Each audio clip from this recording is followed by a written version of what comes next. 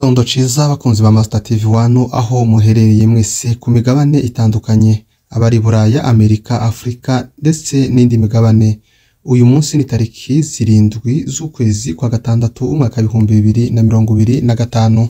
Amakuru yacu turaza kuyahera mu mujyi wa Bukavu haraye habereye inama rukokoma. Nubundi amakuru yacu turaza kuyakomereza mu misozi miremire y'Imurenge nk'ibisanzwe. Tukaba tuguhaye ikaze nimba uri mushaka kuri Master TV 1 tukaba tugusaba gukora subscribe. Aha rejo tariki 6 z'ukwezi kwa gatandatu umwaka 2025 mu mujyi wa Bukavu habereye inama rukokoma. Iyi nama ikaba yiswe Projet Pilote d'intégration de la paix et cohésion sociale au Sud Kivu. Iyi ni inama yabereye mu mujyi wa Bukavu. Kuko tubikesha abanyamakuru bari muri kano gace ka Bukavu bavuga ko mu mujyi wa Bukavu habereye umuhango ukomeye wo gukora lancement officiel y'umushinga w'igerageza Projet Pilote witwa Projet d'intégration de la paix et cohésion sociale au Sud Kivu.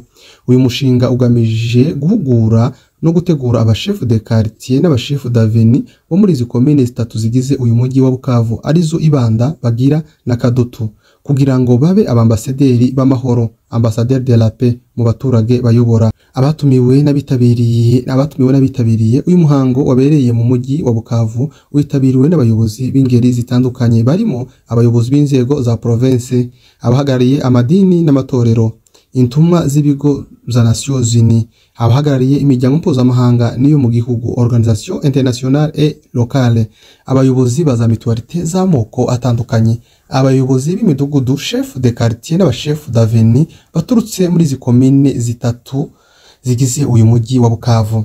Intego y'uyu mushinga ni ugushimangira uruhare rw'inzego z'ibanze mu kubaka amahoro arambye n'ubumwe mu baturage binyuze mu gutoza abayobozi baho batuye kuba abambasaderi b'amahoro, gukorana n'abaturage mu gukumira no gukemura amakimbirane aba ari hagati y'abaturage, gushigikira ibikorwa bitanga icyizere, ituze n'ubufatanye hagati y'abaturage. Iki gikorwa ni intambwe ikomeye mu rugendo rwo kubaka amahoro muri Sud Kivu binyuze mu kwita ku buyobozi bw'ibanze bwegereye abaturage. Ku munsi w'ejo bundi tariki 5 z'ukwezi kwa gatandatu umwaka 2025 abanyeshuri bo mu Minembwe ndetse n'abandi bose muri Republika ya Demokarasi ya Kongo bashoje ikizamini ca dissertation. Muri Minembwe Inspecteur Birindwa wari wahagiye mu majambo yiwe yavuze umunsi wa nyuma wo kurangiza kino kizame yashimiye abayobozi ba education barimwo Prefet Ruhanga ndetse n'abandi ba prefet bose bagize ibigo kuba baremeye gushora imbaraga nyinshi cyane kugira ngo abana babarizwa muri Plateau de Minembwe nabo babashe gukora kino kizamini cha dissertation, nubwo bisa nkaho zari bigoye bitewe n'umutekano mukeya wari muri karagace ka Minembwe nyuma yaho FARDC ikomeje kuhagaba ibitero, ariko yashimye ubuyobozi bw'ibanze, abashefu ndetse n'abayobozi ba education ku gufatanye bakoze kugira ngo ikizamini kibashe kugera mu Minembwe. Uyu inspecteur n'ubundi yashimye Twirwaneho kubw'umutekano ikomeje gutanga ndetse kuba arabashije kubarindira abana barimo bakora dissertation bakayikora mu gahengwe mu mahoro nta abana badafite ihungabana cyangwa se badafite panike yo kumva amasasu n'amabomba, kuko Twirwaneho yamaze kwigiza ibitero byose kure y'amarembo ya Minembwe. Abanyeshuri bamwe bakoreye Irundu abandi bakoreye kuri Jiafi, bose bashoje ikizamini neza nta kavuyo kahabaye cyangwa se ikibazo icarico cose. Uyu munsi n'ubundi tariki 7 z'ukwezi kwa gatandatu umwaka 2025 muri Minembwe batangiye kwinjira Pentecoste. Ijoro ryakeye kwa gatanu benshi baraye mu bitaramo mu makanisa yabo. Ibi ni ibintu bitari biherukwa igihe FARDC yakoreraga ibitaramo mu gace ka Minembwe by'ijoro byari byaracitse kuko batinyiraga ubuzima bwabo.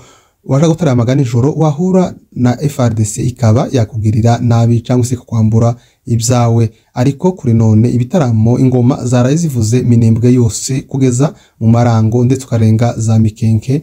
Umugutano watangiye kwizihizwa nk'ibisanzwe mbere, ndetse n'uyu munsi kwa gatandatu cyangwa se ni posho amateraniro n'ubundi ubu benshi bari mu nzira baja guterana baja ku mikutano, bakaba bafite gusenga amakanisa abiri, kanisa rya mbere n'ikanisa rya kabiri rizaba ku masaha y'umugoroba. Iyi Pentecoste ikabizarangira ejo ku Cyumweru.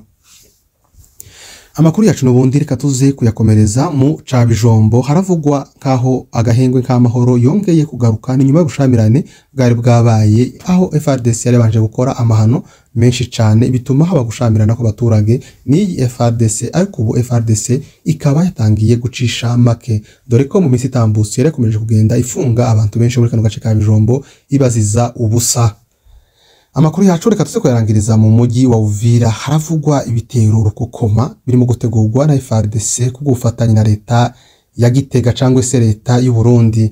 Ibi bibaye nyuma yaho ibiganiro by'Idoha bisa nkaho bitumvikanyweho, kuko amakuru menshi agenda bivuga bavuga ko ibiganiro bya Doha bitabashe kugera ku ntego, ahubwo impande zose zatashe zitageze kuco zagiye zifuza. Gusa kugeza ubu leta Kinshasa na M23 tatangazo barashira hanze officiellement bavuge uko ibiganiro niba byarakunze cyangwa se niba barabashije kunaniranwa. Ibi bikaba bituma ingabo z'u Burundi ngo nyinshi zikomeza kwambuka mu mujyi wa Uvira aho bari gutegura ngo ibitero byo kugaba kuri Bukavu.